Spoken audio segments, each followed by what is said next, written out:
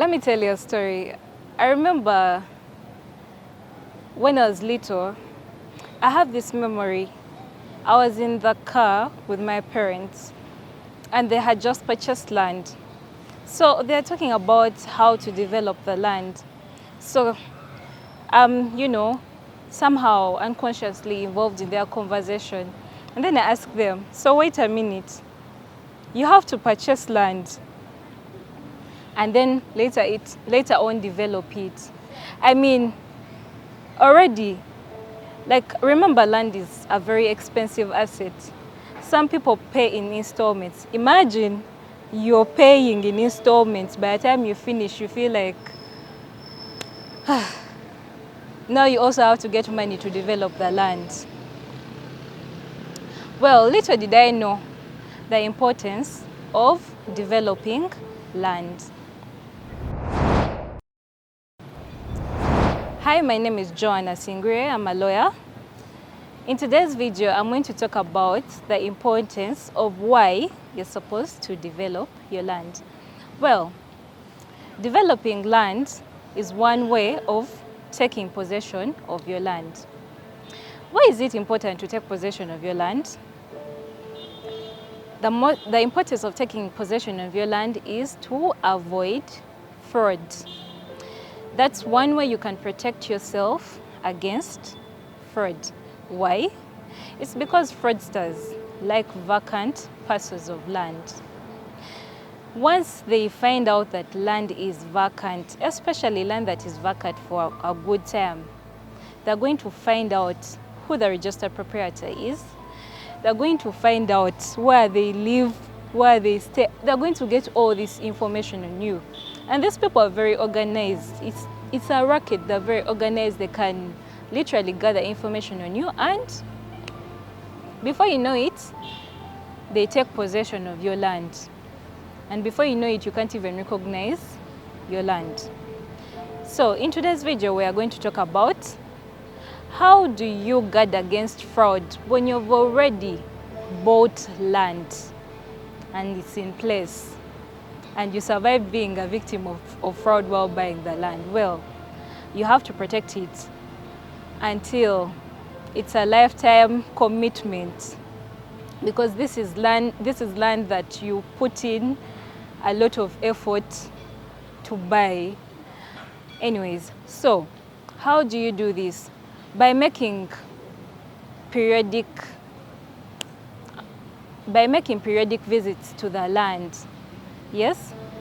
Take a weekend off, go check on the land, because these days, if you take a long time without going to your land, you can find squatters on your land. Now, I want you to imagine or picture a situation whereby this person has stayed on a particular piece of that land, let's say a portion of that land. Yeah?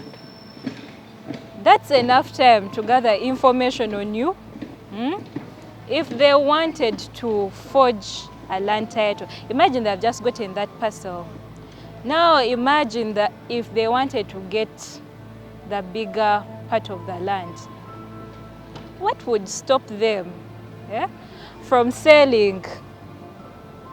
forging a document and selling that land to a third party? And before you know it, you come back, you don't have land. Well, another way to protect your land is lodging a caveat, making a regular search at the land registry. Because normally what happens, you get to find that people are actually owners of land on the physical ground. But however, when you go to the registry, you find someone else is the owner when they already sold that land. Another way that you can protect your land from fraud is putting, you know, those posters have you seen those posters where it's written on land not for sale? It appears very simple on display, but actually it can save you from fraudsters. How? Because think about it. Even if it was you, Someone is selling to you land and on the building there is "this is not for sale." Wouldn't you be cautious? Be like, why is that written there?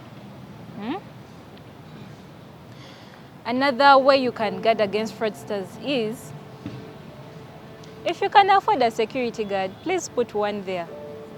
Because this person is going to at least move around the land, monitor what's going on. If there are any fraudsters that are planning to take advantage or enter the land or trespass on the land to take advantage of it, he can, intervene immediately. That can save you a lot. Another way that you can guard against fraud is, if you do not have the time to make periodic visits or to make regular visits, please have a caretaker to take care of this land and have like an activity going on. An example is farming, livestock, sand mining. There are a lot of activities that you can do on land to develop it. However, do not forget to have an agreement with a caretaker on that land. That's very important. So that if one day that caretaker wakes up and he wants to act fraudulent, or he wants to go behind your back and deal with fraudsters, you have legal evidence in place to take this person to court to recover your land. Another way you can take possession of your land is by fencing your land. Yes, it's a way to show that this is my land. This can enable you to guard entry to your land from fraudsters. Another example is, please, when you buy land, get to know your neighbors. At least get their numbers. Do not be proud, Make sure at least 3 neighbors on that land know you, so that when your neighbors see something funny going on, they can give you a call and they're like, "Hello, John, are you aware of these people on your land?" Yes. Another example is, let the LC1 know that you're the owner of that land, because normally LC1s are the first point of contact in matters regarding to sale of land. Yes, I know we have had some issues whereby some LCs have gotten involved in fraudulent acts, but not all of them. Some of them are legitimate, and I can assure you, if someone comes and they want to sell your land illegally, this LC will be there to give you a call, will be there to notify you.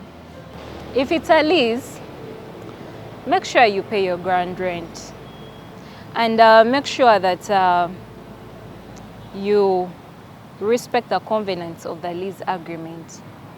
Well, this is all I had for you.